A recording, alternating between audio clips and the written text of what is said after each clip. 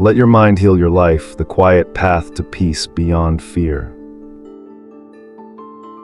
Chapter 1: The Path to Inner Peace, Healing Beyond Fear and Anxiety. As we grow older, our bodies and minds carry not only the wisdom of experience, but also the emotional burdens of past wounds, regrets, and fears. These emotional scars settle within us, like the quiet settling of winter on the earth. At first, we might not notice them, but eventually, we wake up to the realization that something is weighing heavily on our hearts. It's as though a quiet discomfort lingers, even when nothing around us has changed. The world outside seems familiar, yet something inside us feels unsettled.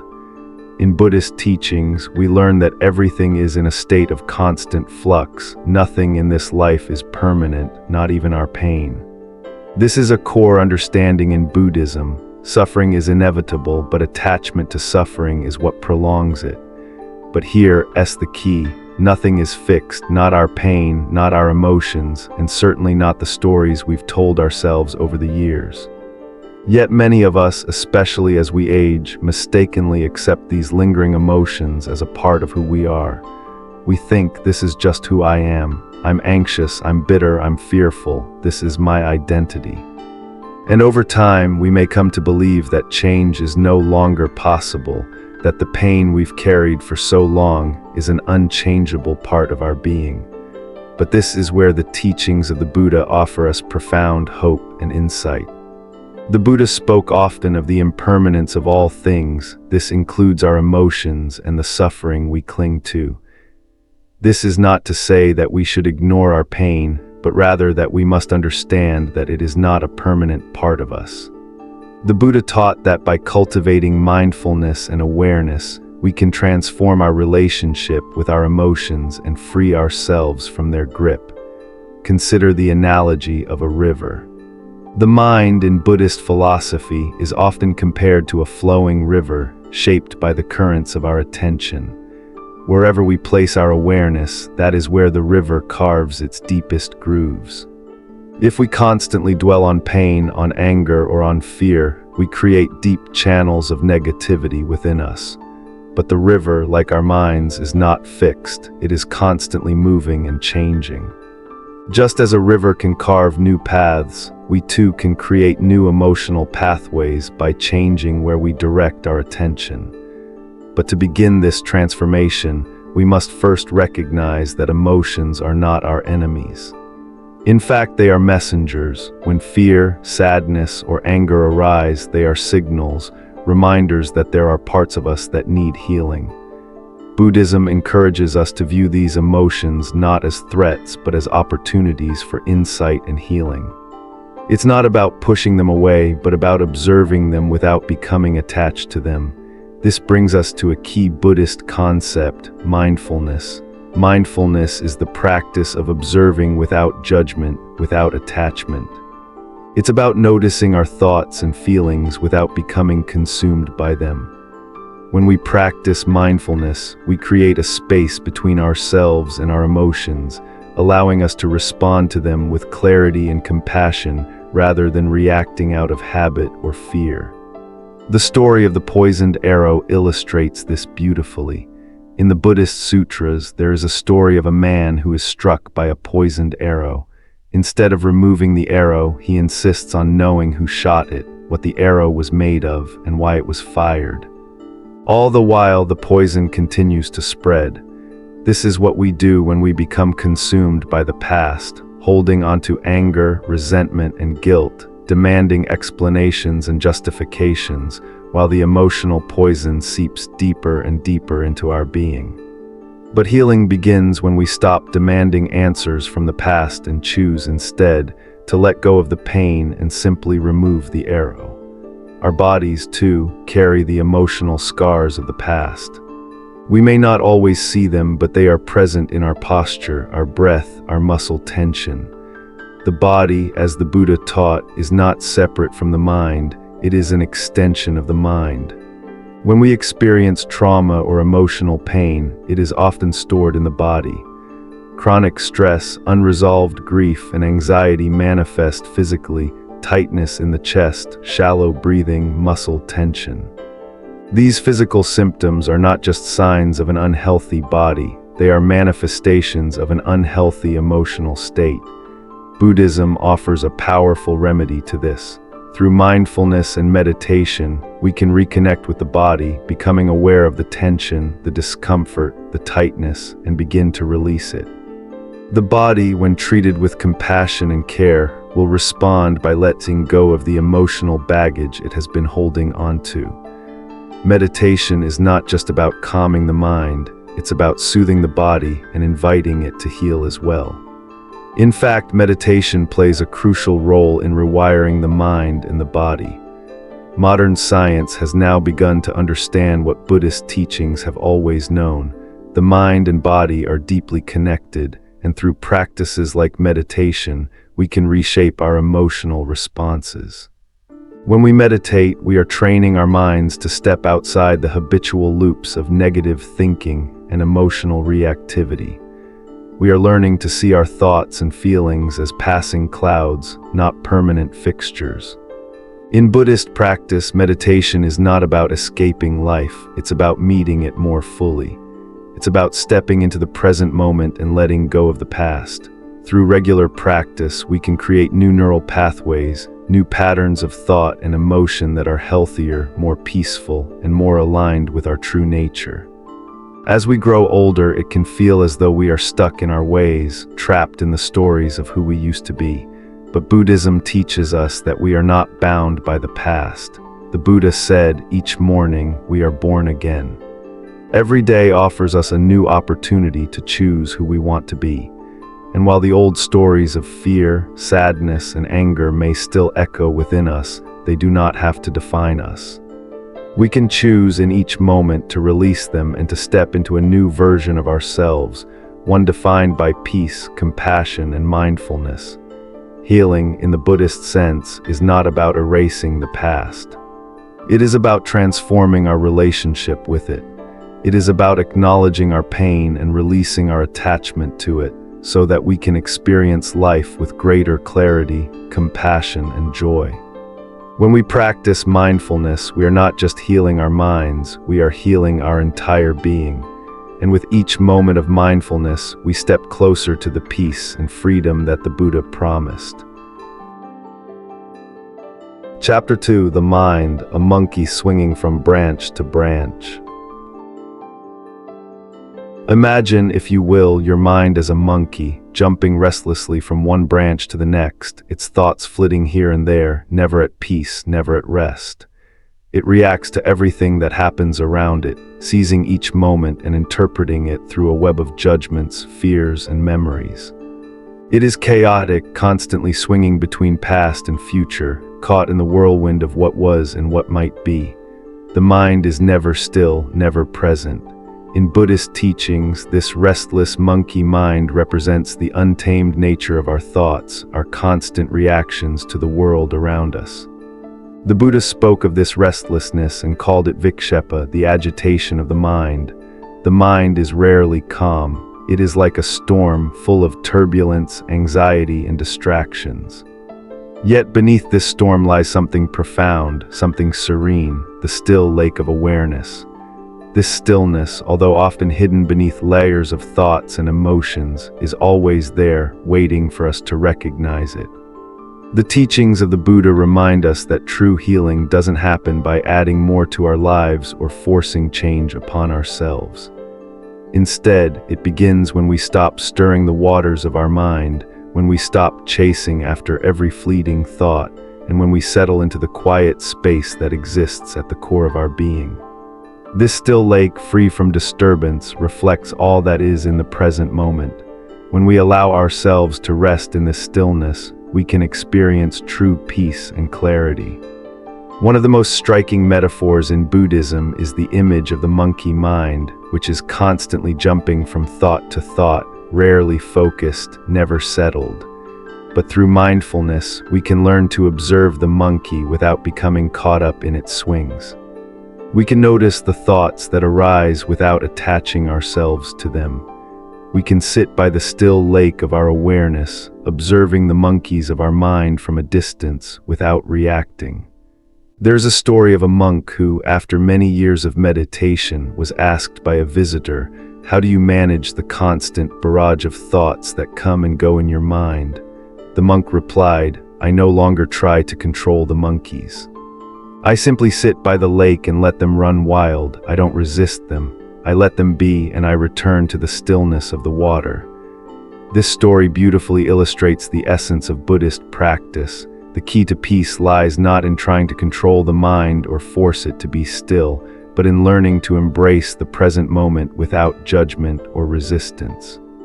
The Buddha's teachings emphasize that everything is impermanent. This includes our thoughts, our emotions, and the stories we tell ourselves. The mind, like the lake, is not fixed. It is constantly changing. The stories we cling to, the old wounds and regrets we carry, are only temporary. Yet we often hold on to them as if they define who we are. These stories become part of our identity. I am anxious, I am fearful, I am broken. We mistakenly identify with these fleeting emotions and experiences, believing they are permanent aspects of our nature. But true healing begins when we stop identifying with these stories. When we recognize that they are like the ripples on the surface of the water, impermanent, always changing, and never truly reflecting our true nature. The Buddha encouraged us to let go of these attachments. The stories we tell ourselves, especially those rooted in pain, are not who we are. They are simply narratives that our minds have repeated so many times that we have come to believe they define us. Take, for example, the story of a woman who had spent years carrying the grief of losing her father. For decades, she would revisit the pain, allowing it to shape her actions and relationships.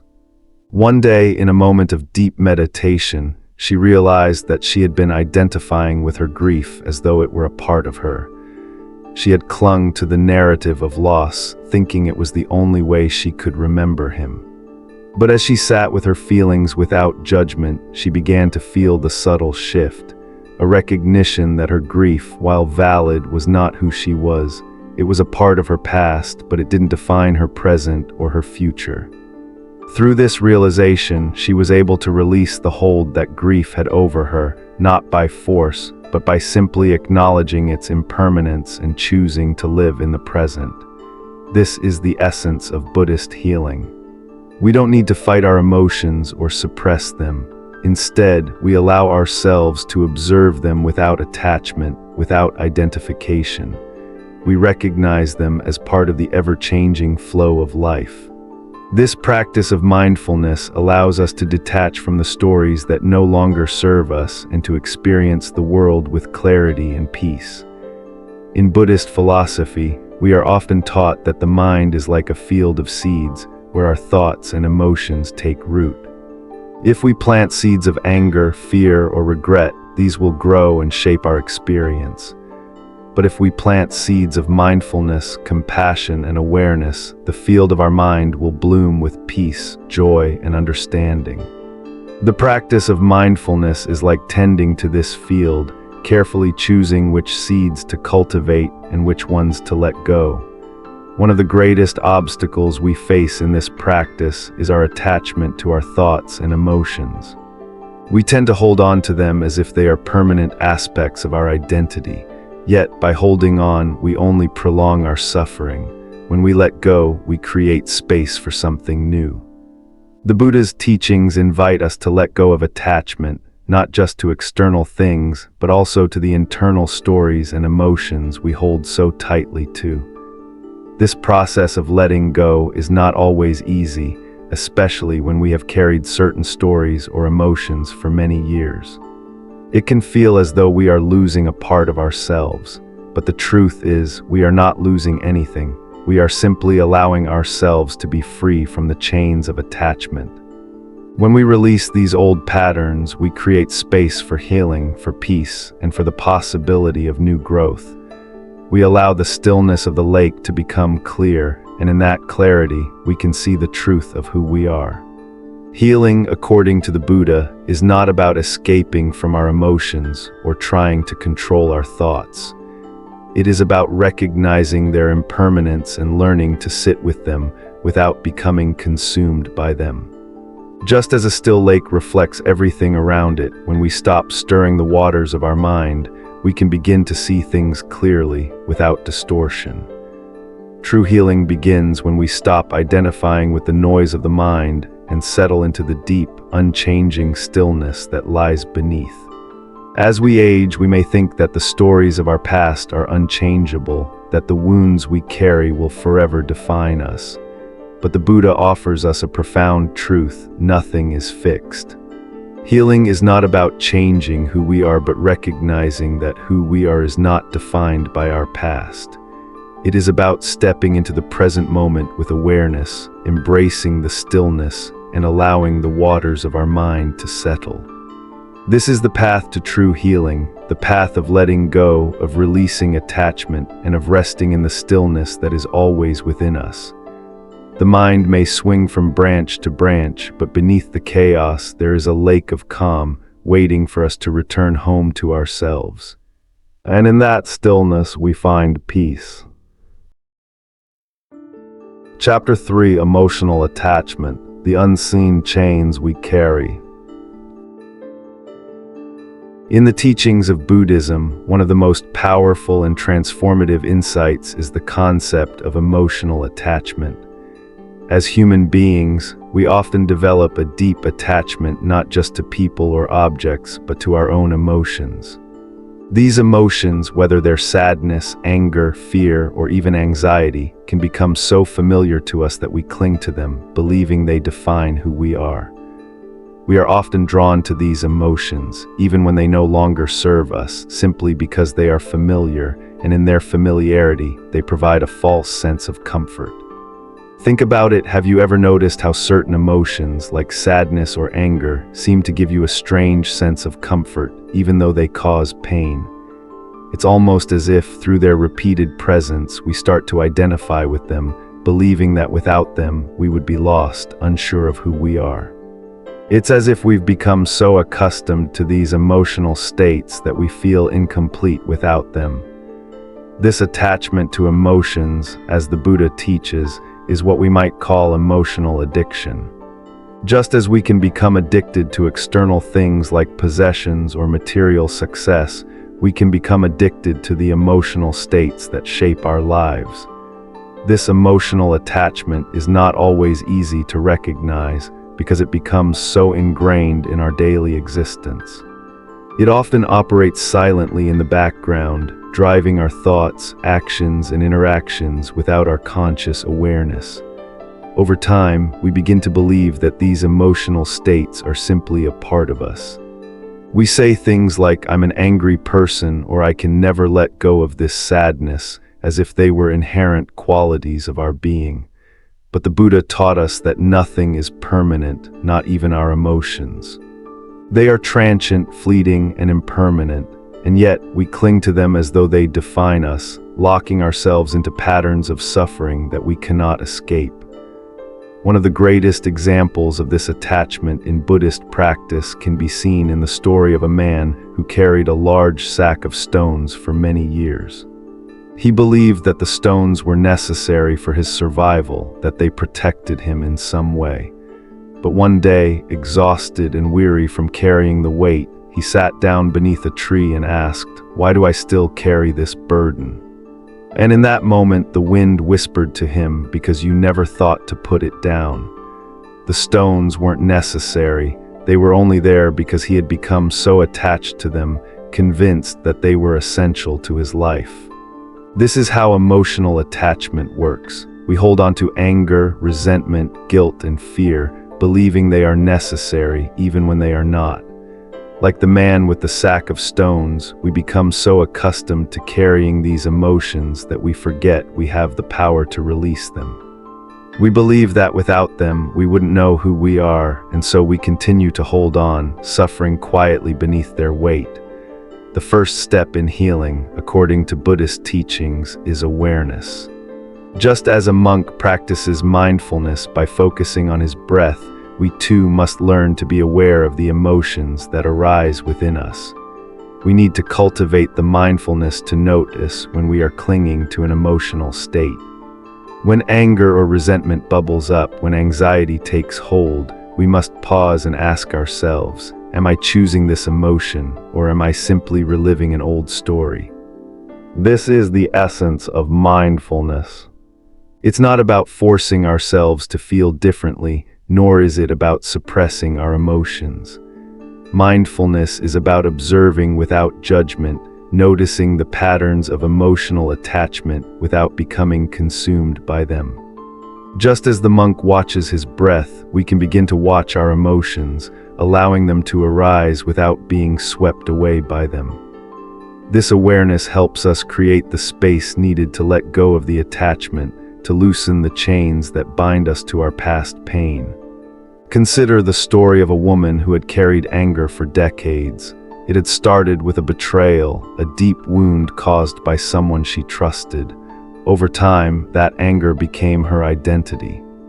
She couldn't remember when it had started, but she knew it was always there, coloring every relationship, every decision she made. She had become so attached to her anger that it defined her. Yet through years of mindfulness and meditation, she began to ask herself, am I choosing this anger, or is it simply a story I've been living? Slowly, with patience and compassion for herself, she started to let go. Not in an instant, but over time, the anger that had once defined her began to lose its grip. This is the power of awareness. It's not about denying our emotions or pretending they don't exist. It's about recognizing that they are not permanent, that they are not the essence of who we are. The Buddha taught that we are not our emotions, not our thoughts, and not our past. We are the awareness that observes them, the still lake beneath the ripples of the mind. By cultivating mindfulness, we begin to see that our emotional attachment is simply an illusion, a story we have been telling ourselves for too long. And when we recognize that, we can begin the process of letting go. Letting go does not mean forgetting or erasing the past. It means releasing our attachment to the emotional patterns that no longer serve us. It means allowing ourselves to be free from the grip of past wounds and the emotional addiction that keeps us tethered to suffering.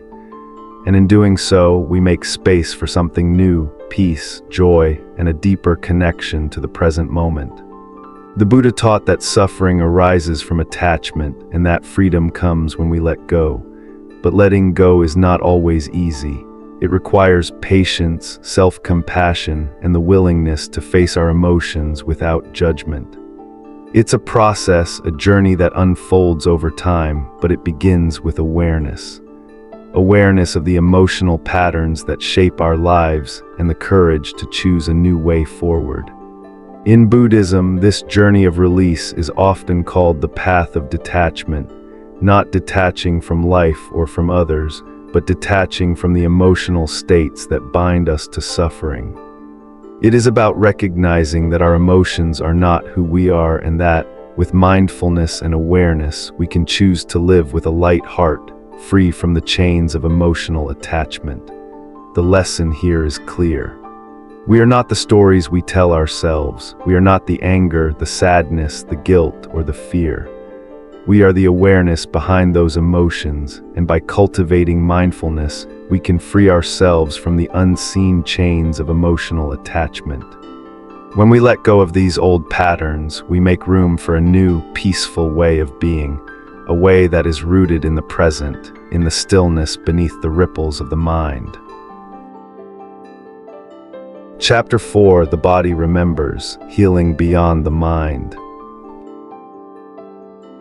In Buddhism, one of the most profound teachings is the understanding that the body is not separate from the mind. The two are intricately connected, and each influences the other in ways we often overlook. Our physical sensations, whether it's tightness in the chest, the knot in our stomach, or the racing of our heart, are not merely biological responses. They are deeply tied to the emotional and mental states we carry within us. When we suppress or fail to address emotional pain, it doesn't simply disappear. It lodges itself in our bodies, often manifesting in physical tension, discomfort, or illness. Consider this. Have you ever noticed how, when you feel stressed or anxious, your shoulders tense up without you realizing it? Or when you experience grief, your chest feels heavy, as though the weight of the world is pressing down on you? These physical sensations are more than just random events. They are signals from the body, showing us the emotional pain that still resides within us. The Buddha taught that emotional suffering is not just a mental state, but a physical one as well. The body remembers what the mind tries to forget. A powerful story from Buddhist teachings illustrates this connection. There was once a monk who had spent years meditating in silence, seeking enlightenment. Despite his rigorous practice, he still felt a sense of unease and discomfort in his body, tightness in his chest, shallow breathing, and an overall sense of heaviness. One day, an elder monk observed him and asked, "Why do you carry this burden?" The young monk replied, "I meditate every day, but I still feel restless." The elder monk then guided him to a quiet place and asked him to simply listen to his body. As the young monk closed his eyes and tuned in, he realized that his body was carrying unresolved grief, a grief from the loss of his parents many years ago. It had become embedded in his body, and no amount of mental practice could release it until he acknowledged it and allowed himself to grieve. This story is a powerful reminder that healing cannot occur in the mind alone. While meditation and mindfulness are crucial tools for clearing the mind, true healing involves the body, the heart, and the spirit.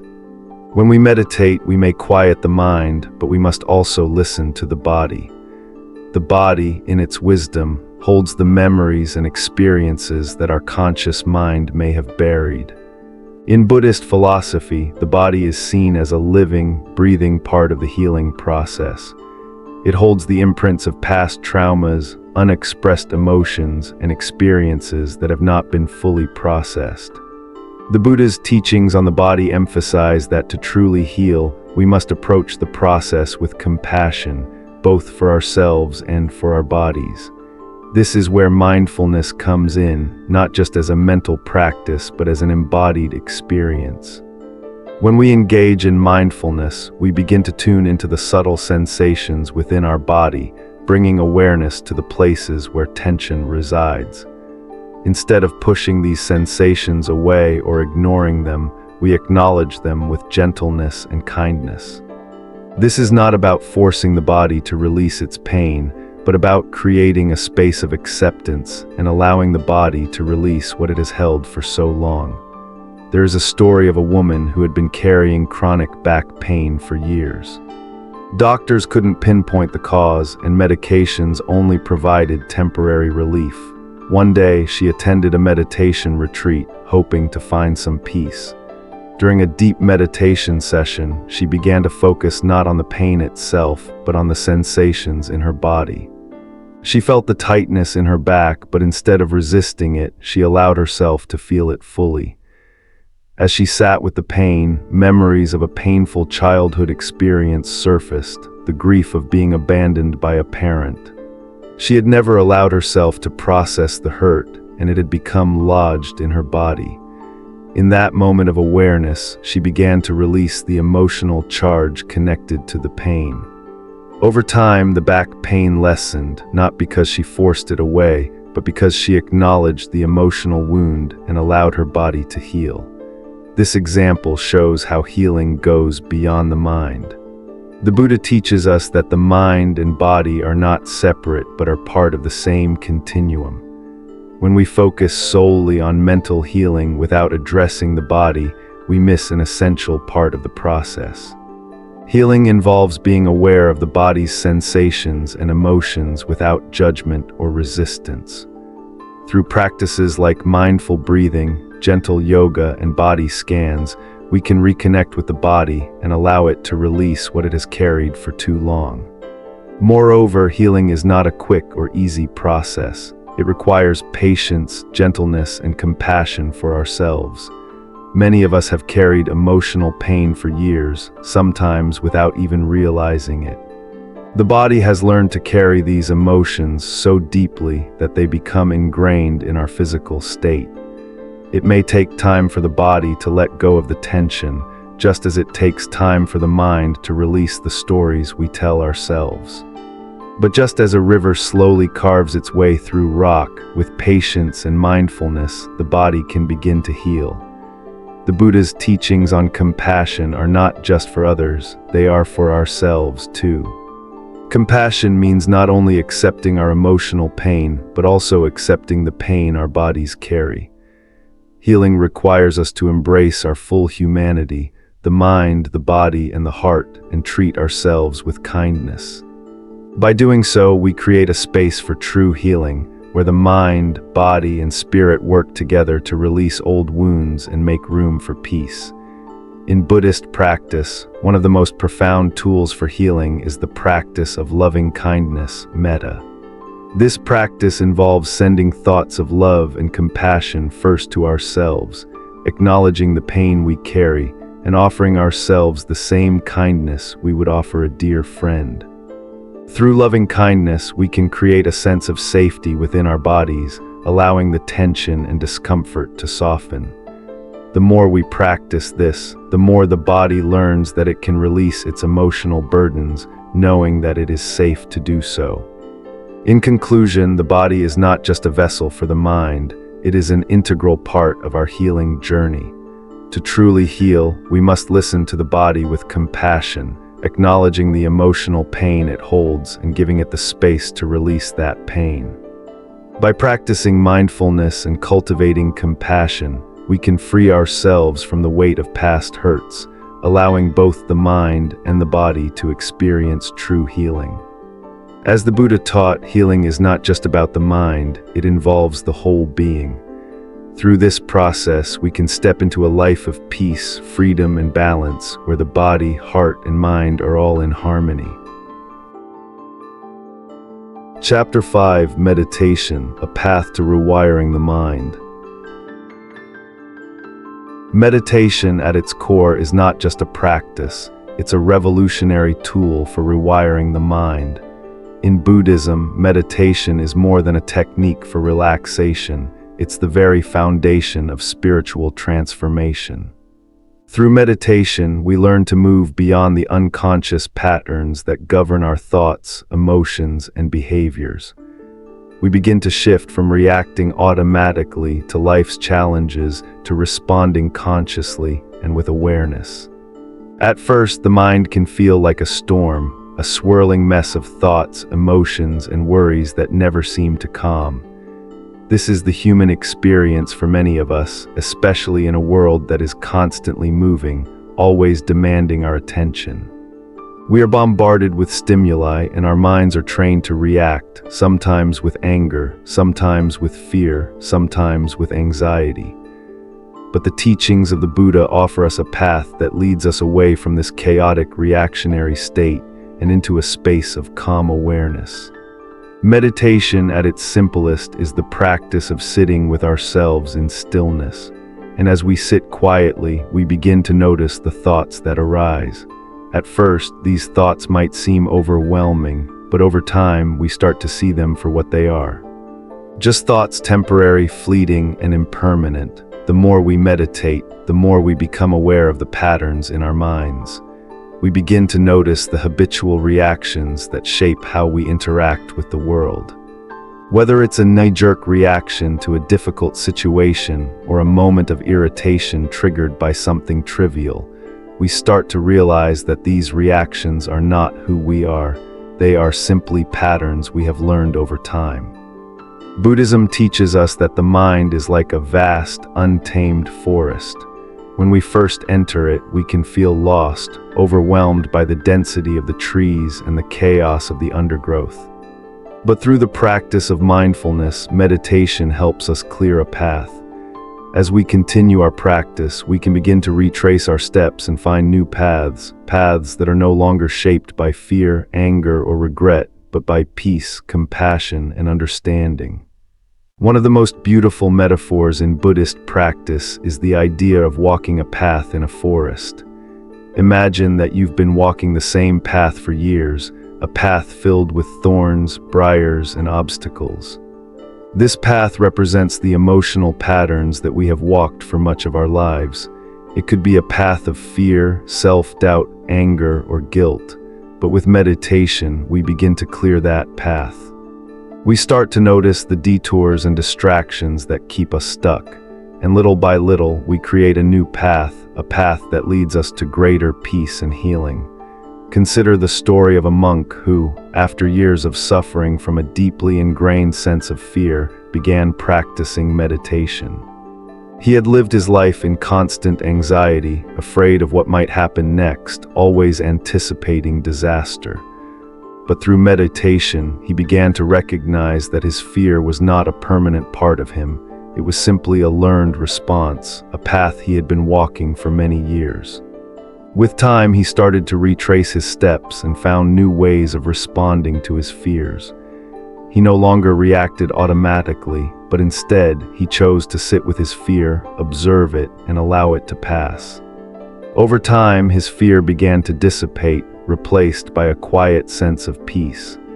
This is the transformative power of meditation.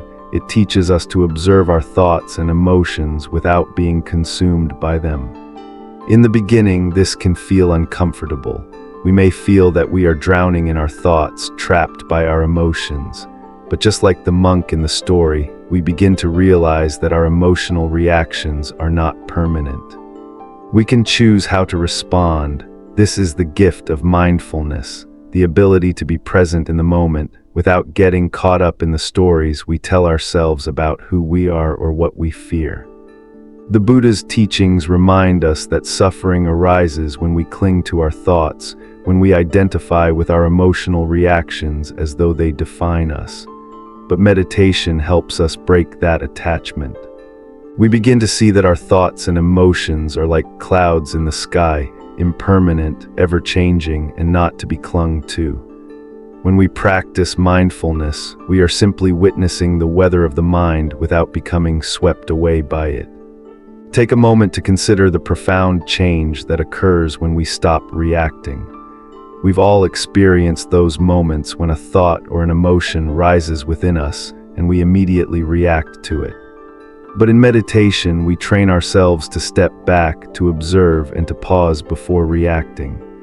This pause, no matter how brief, gives us the power to choose how we respond. Instead of reacting out of habit, we respond with awareness, compassion, and wisdom. This shift, though subtle, is transformative. It changes how we see ourselves, how we interact with others, and how we navigate the world. The Buddha taught that we are not our thoughts, we are the awareness behind them, the space in which they arise and fall. Through meditation, we begin to return to that awareness. We create space between ourselves and our emotional reactions. And in that space, we find peace. An important lesson here is that meditation is not about achieving perfection. It's not about silencing the mind or forcing ourselves to be without thoughts. Meditation is about awareness, about witnessing the mind without judgment. As we sit in stillness, we begin to see the patterns in our thoughts, and with time, we can break those old patterns and create new ones. Just as a path in the forest can be walked back, we can retrace the emotional steps we've taken and choose to forge a new path, one that leads us to greater peace and healing. In Buddhist practice, meditation is considered a form of mental training. Just as we train our bodies through physical exercise, we train our minds through meditation. With consistent practice, the mind becomes clearer, more focused, and more at peace. We begin to notice how our habitual patterns no longer control us.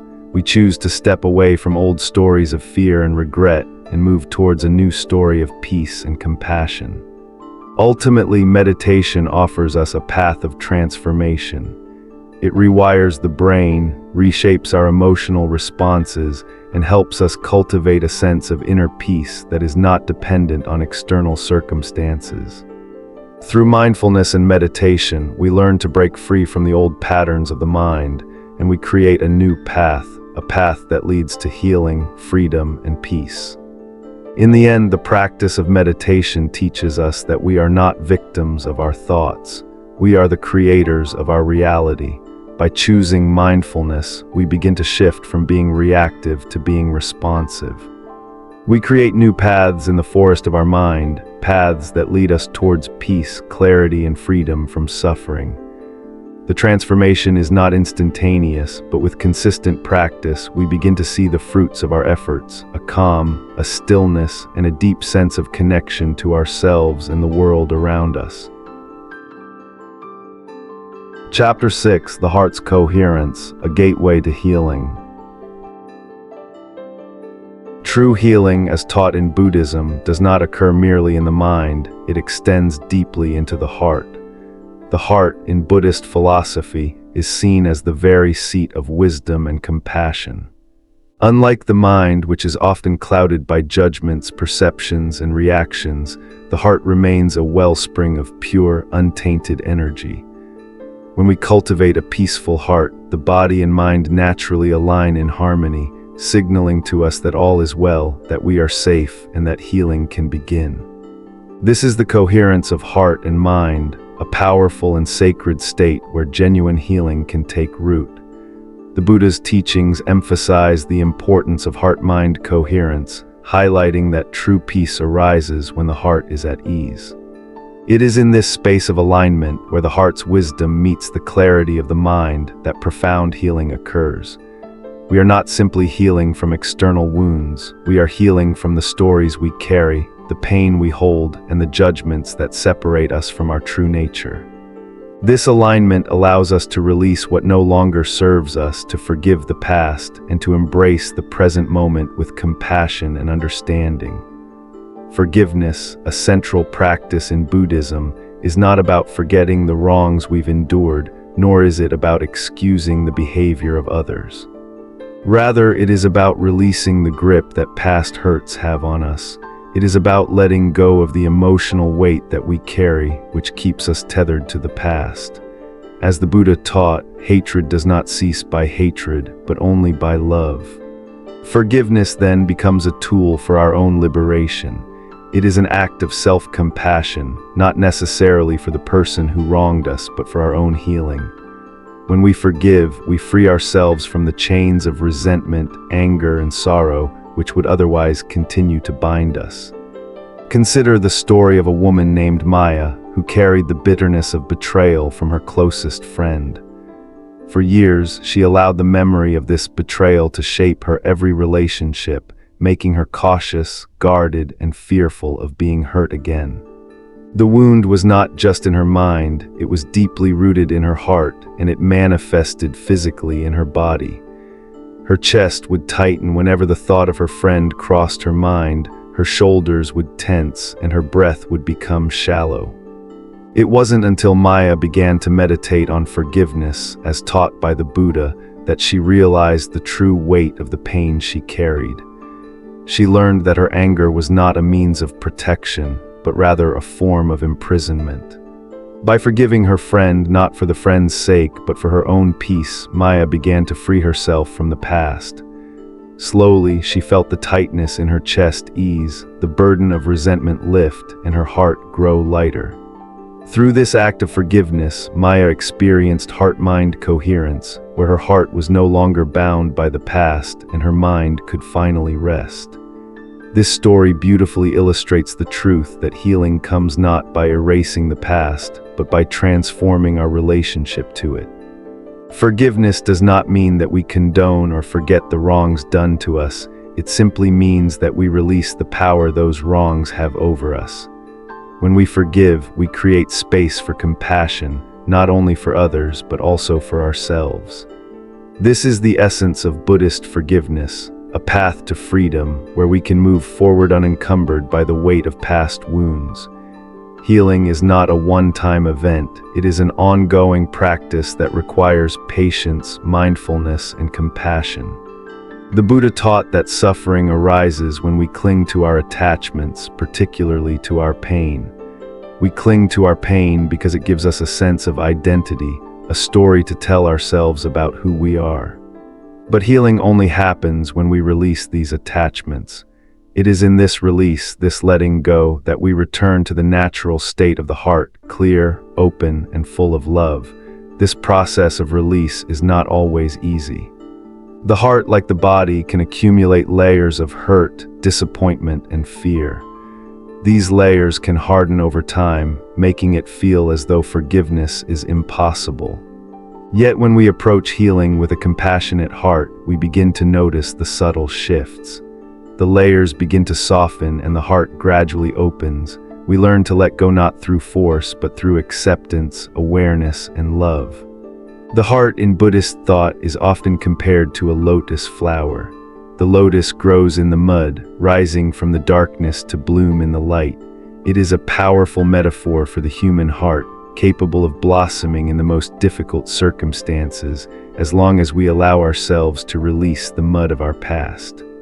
Like the lotus, the heart has the potential to bloom with compassion, forgiveness, and love, but only when we stop holding on to the past. One of the key practices in Buddhism that helps to cultivate heart-mind coherence is loving kindness, metta, meditation. This practice involves sending well wishes and compassion first to ourselves, then to others. We start with ourselves because we cannot truly offer compassion to others until we have cultivated it within.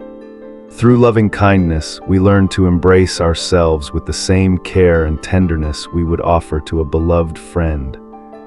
As we radiate compassion inward, we begin to transform our emotional state and create a healing space within the heart.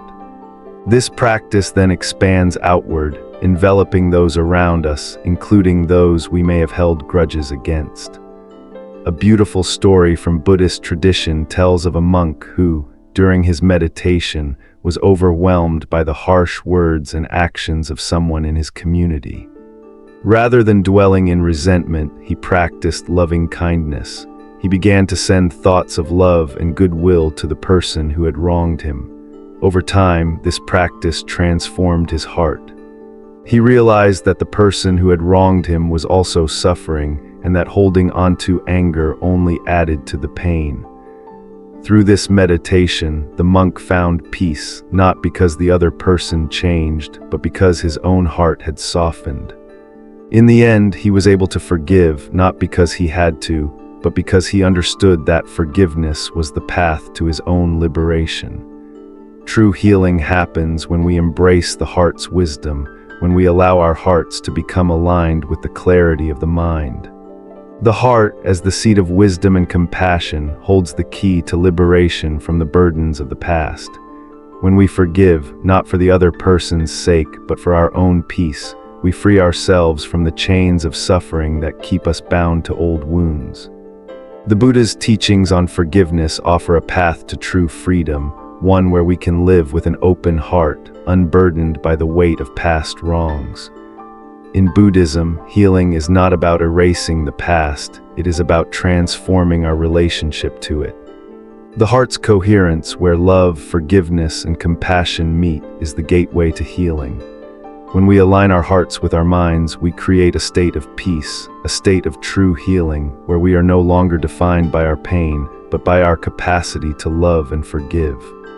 And in that space of love and forgiveness, we find the liberation that the Buddha spoke of, a liberation that is not just mental, but physical, emotional, and spiritual.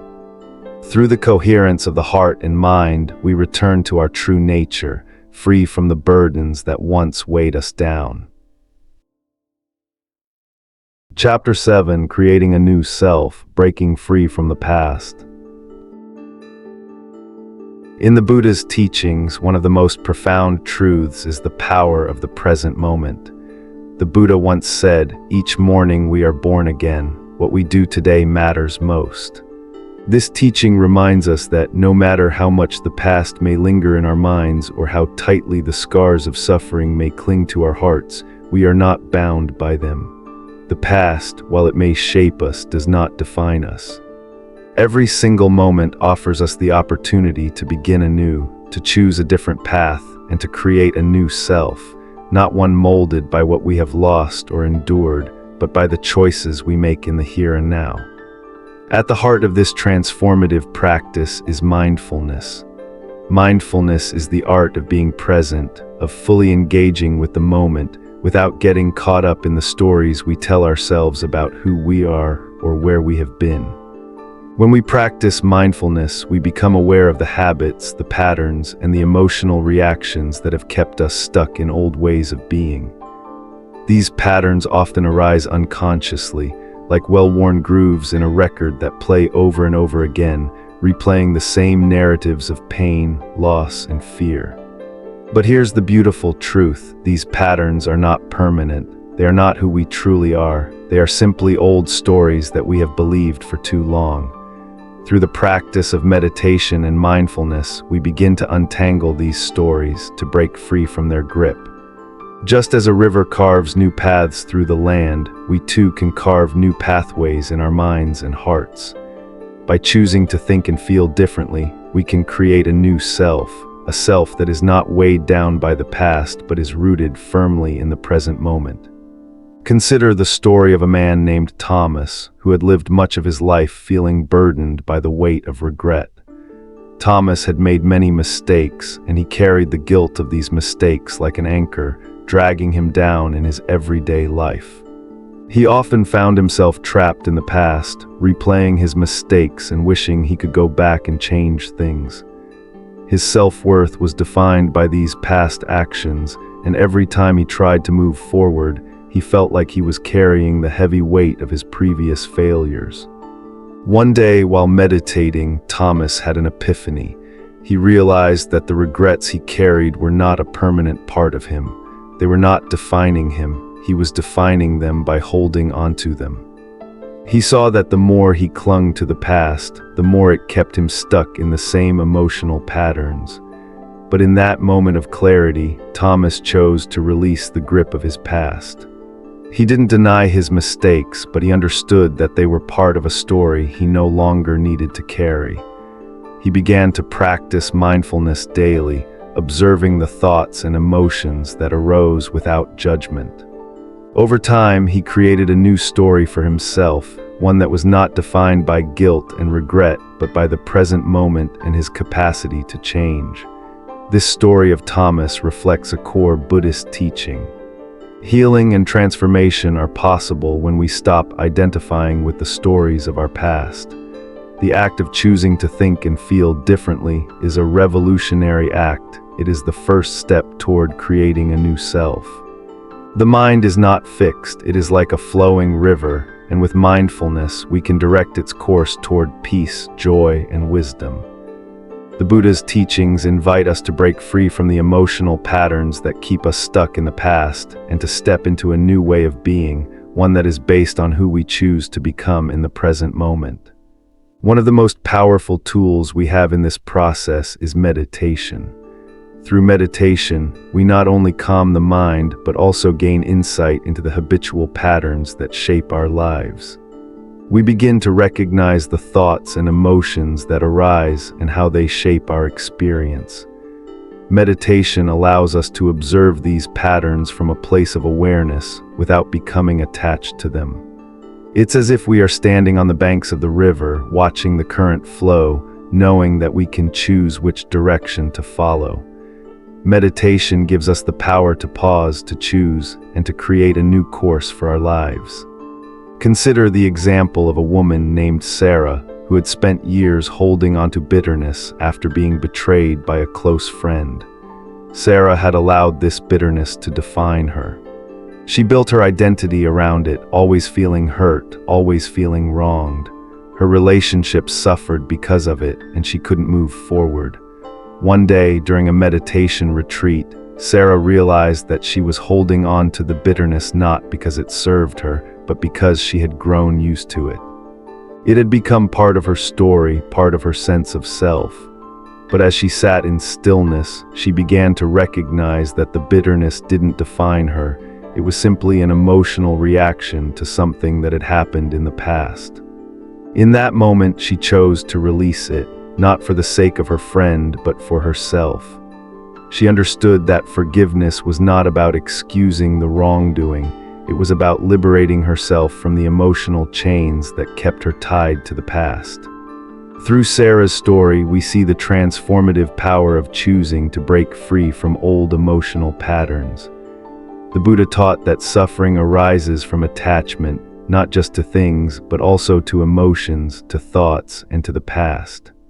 When we cling to these attachments, we remain stuck. But when we practice mindfulness and meditation, we begin to see that we are not our emotions, we are not our thoughts, we are the awareness behind them. This awareness gives us the power to choose a new story, a new self, one that is not bound by past pain or suffering. The practice of mindfulness allows us to stop reacting unconsciously to life. We become more aware of the present moment, and with this awareness, we can choose how to respond. This is the true power of mindfulness. It helps us break free from the habitual reactions that have defined us for so long. By practicing mindfulness, we can transform our relationship to the past, to our emotions, and to ourselves. The Buddha's teachings remind us that healing and transformation are not just possible, they are inevitable when we choose to embrace the present moment. The act of creating a new self begins with the decision to let go of the past, to release the emotional patterns that no longer serve us, and to step into a new way of being. We are not defined by what we have lost or suffered. We are defined by who we choose to become today in this very moment. And through mindfulness, meditation, and compassion, we can create a new self, one that is free from the weight of the past, grounded in the present, and open to the future. Chapter 8: The Journey Home to Yourself. Healing is not a destination, it is a journey. In Buddhism, this journey is described as the path that leads us back to our true selves, our most authentic nature, untouched by fear, unmarked by the scars of the past. So often, we think of healing as something that happens after a single event or a significant milestone. We might believe that once we reach a certain point, we will be healed, as if it were a destination we can eventually arrive at. But true healing isn't about reaching a fixed endpoint. It's an ongoing process, a gradual unfolding of the heart and mind as we learn to embrace life in all its joys and sorrows, with a sense of openness and compassion. The Buddha's teachings offer us a profound understanding of healing. Healing is not about erasing the past or trying to forget the pain we have endured. It's not about fighting against the experiences that have shaped us. Instead, healing is about releasing the grip the past has on us. It is about letting go with love and compassion, both for ourselves and for those who may have caused us harm. In Buddhist philosophy, healing begins when we stop struggling against what has happened, when we stop seeing our pain as something that defines us, and when we make the conscious decision to embrace the present moment with an open heart. This journey home to yourself begins with recognizing that the past does not define your future. The stories you've been telling yourself, the stories of hurt, regret, and fear, are not permanent truths. They are simply narratives that have been woven into the fabric of your being. The longer we hold on to these old stories, the more they become part of who we think we are. But just as a book can be rewritten, so too can we change the stories we live by. As we let go of the old chapters that no longer serve us, we make room for new ones, stories of healing, hope, and transformation. There's a beautiful parable in Buddhist teachings that illustrates this process. It tells of a traveler on a long journey who comes across a large, heavy stone. The traveler struggles for a while, trying to move the stone out of the way, but the stone is too heavy to shift. Exhausted, the traveler sits down beside the stone and rests. After some time, the traveler realizes that the stone was never meant to be moved. It was never an obstacle to their journey. Instead, it was simply part of the path. The traveler could choose to see it as an immovable object or could learn to walk around it, continuing their journey with greater awareness and ease. In the same way, we often view our past wounds, fears, and regrets as obstacles we must fight against. We try to force them away, to move them from our path. But sometimes, the true wisdom lies not in trying to push the past away, but in learning to walk around it with grace and understanding. We may not be able to change what has happened, but we can change how we respond to it. We can choose to release the weight of our past and move forward, unburdened by the stories that once defined us. Healing is a process of making space within ourselves, space in our hearts, and space in our minds. When we let go of the old stories that weigh us down, we create room for something new to emerge. It could be a new way of thinking, a new perspective on life, or simply a sense of peace and acceptance. This process doesn't happen all at once, nor is it linear. Healing ebbs and flows like the tide, and sometimes we may find ourselves revisiting old wounds. But with mindfulness and compassion, we can approach these moments with a gentler understanding, knowing that they are part of our journey, not the end of it.